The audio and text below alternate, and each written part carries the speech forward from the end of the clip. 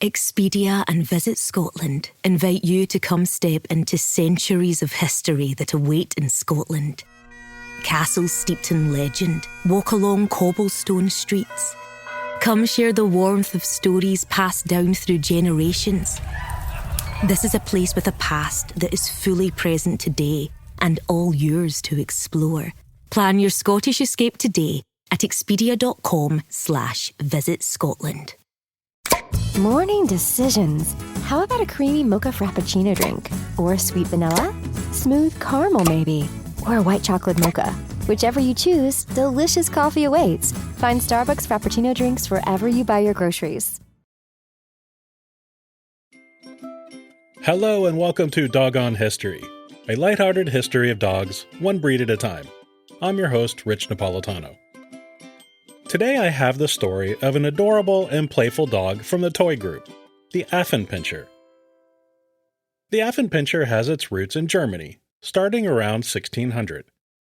The translation of its name from German to English means monkey dog, or ape terrier.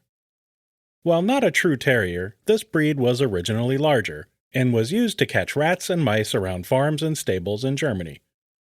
Over time, Affenpinschers became indoor dogs and would catch vermin inside the house, serving a dual purpose as rodent catchers and companion dog.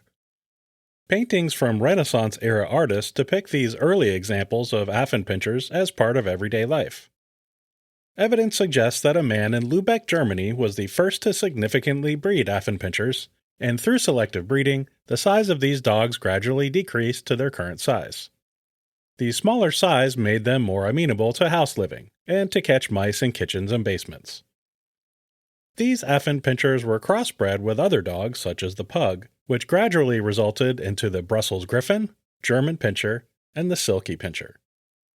Some Affenpinschers today get their silky, silvery coat from these early crosses with the Silkies. All of these crosses produce the variation in colors and streaks that we see in the breed today. It is commonly agreed today that miniature Schnauzers are an offshoot of the Affenpinscher. By the 1800s, these lovable monkey dogs became favorite companions in Germany and throughout Europe, especially with women. Clubs of the breed's enthusiasts appeared in Europe in the late 19th century, and the first Affenpinscher, named Affy, was registered by the Kennel Club in 1897. Affenpinscher numbers dropped drastically during World War I, and the close relative Brussels Griffon was used to help boost the Affen population. This resulted in the even shorter snout and prominent chin that we see today. The first Affenpinschers were imported into the United States in 1935 by Bessie Malley of Cicero, Illinois, and she founded her kennel named Zwergteufel, pardon any pronunciation error, meaning dwarf devil. With Affenpinschers on the rise again in Germany, Malley dogs shipped to New York, and then by train to Chicago. The breed enjoyed a boom, thanks at least in part to socialite Evelyn Walsh McLean, an extravagantly wealthy heiress to a mining fortune. Ms. McLean was even the owner of the Hope Diamond for a time. The wildly popular and beautiful heiress was followed closely by the press, and her glitzy lifestyle among celebrities was often photographed. Ms. McLean had a menagerie of dogs, including Affenpinschers who became public darlings. Henrietta Proctor Donnell Riley also added to the popularity of this breed as a world-renowned expert on the toy group and founding member of the Progressive Dog Club in New York. Her show kennel, named Eddie Haven, produced top winners in a multitude of breeds, before adding 2 Affenpinschers from Bessie Malley and 2 other winning dogs from Germany. With the rise in popularity of the Affenpinscher, the breed was officially recognized by the American Kennel Club in 1936. But World War II slowed the growth of the breed, as no dogs could be imported from Germany. In 1965, the Affenpinscher Club of America was founded through the work of Lucille Maistet. Ms. Maistet founded Balu Affenpinschers in Risk, Texas in 1951. In Germany, there was a steady decline of the breed into the 1960s, and crossbreeding was done with Schnauzers to prevent it from disappearing completely from its native land. Efforts to establish the Affenpinscher in the UK were less successful. Any dogs imported into the country required a mandatory 6-month quarantine, and many were unwilling to put the dogs through the experience. 3 Affens were brought to the UK in the 1950s, but this failed to kickstart a movement. Further efforts in the 1970s and early 1980s were more successful, and by 1982, the first Affenpinscher Club in the UK was formed. The breed was finally recognized by the Kennel Club in 1987. Bonjour, compadre. It's the Priceline Negotiator. How do I negotiate so many great travel deals? My greatest gadget. The Priceline app. It's got hotel deals, flight deals, rental car deals, all of those deals in a bundle. Deals, game day deals, concert trip deals. No one deals more deals than Priceline. Hold your horses, there's more. The app lets you filter hotels by neighborhood, vibe, star level, and amenities like pools and spas and beachfronts and... Wait, I'm not done. Stop cutting me off. Priceline. Who cares about your poops? Ollie does. That's why Ollie's science-backed gut health lineup helps support your family's regularity. From daily probiotics to fiber gummies your kiddos will love. Find it all on Ollie.com. That's OLLY.com. These statements have not been evaluated by the Food and Drug Administration. This product is not intended to diagnose, treat, cure, or prevent any disease. Affenpinschers are of an average height of 9 to 11.5 inches and weigh between 7 and 10 pounds.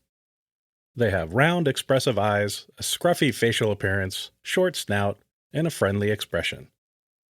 Its medium length, dense, wiry coat can be black, black and tan, black and silver, red, or beige.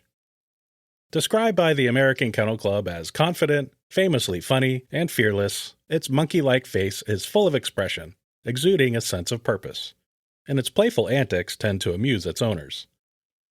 In France, it is called Diablotin Moustachu, meaning mustached little devil. They are described as dogs you befriend rather than own. They can be stubborn and hard to train, but are loyal and affectionate. They're perfectly suitable for families, but tend to be protective, with a possibility of being standoffish and untrustful of strangers. As such, they do have a tendency to bark. They may even exhibit terrier behavior, chasing a toy as if it was small prey, with gleeful excitement. While not inherently aggressive, young children should be taught boundaries with the breed, as Affenpinschers can become annoyed by rough handling, squeezing, or restraint. While friendly with other dogs, they should be kept away from other small pet animals such as hamsters, gerbils, or chinchillas. Although small, they do require a reasonable amount of exercise, but not extensive. Daily playtime with toys or neighborhood walks would be perfectly suitable for an Affenpinscher. Generally a hardy dog, like all short-snouted dogs, Affenpinschers can have difficulty breathing, especially when they get overheated. It is important to allow them a chance to rest indoors or in the shade with a good supply of water so they can adequately cool down through panting. With regular veterinary care and high-quality nutrition, Affenpinschers average a lifespan of 12 to 14 years. They are strong-willed, curious, and energetic, and their bold nature makes them a bit difficult to train, but not impossible. They are very intelligent dogs who form strong bonds, and they want to please.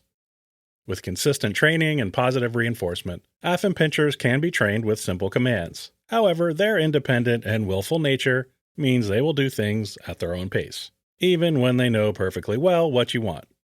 As a beagle owner, I know that feeling very well. They are generally very clean dogs who do not require frequent bathing. They shed moderately, but do require regular grooming of their wiry coat. Brushing and combing twice a week is recommended to prevent matting.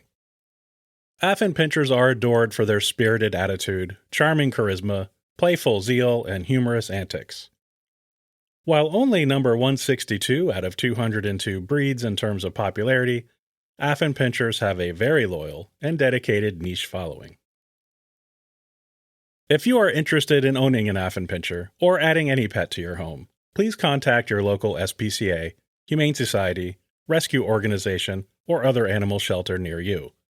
Millions of adoptable dogs and cats are waiting to find their forever home. And please, spay or neuter your pets to help reduce the homeless animal population. Now it's time to announce the next dog to be featured on Doggone History. Here goes the randomizer. I've been waiting for this. It's the Beagle, a breed very near and dear to my heart. If you would like your dog to be featured as the cover image of an episode of Doggone History, please follow Doggone History Podcast on Instagram and send me a photo of your pooch. You can also send me an email at rich@doggonehistory.com. Follow Doggone History on Blue Sky, Threads, Facebook, and Instagram. Just search for Doggone History. And please remember to rate and review Doggone History in your podcast app. It only takes a moment, and I would greatly appreciate it. Doggone History is written, edited, and produced by me, Rich Napolitano. Original theme music is also by me. All episodes, show notes, and transcripts can be found at doggonehistory.com. Please join me again next time, but until then, say hi to your dog for me, won't you?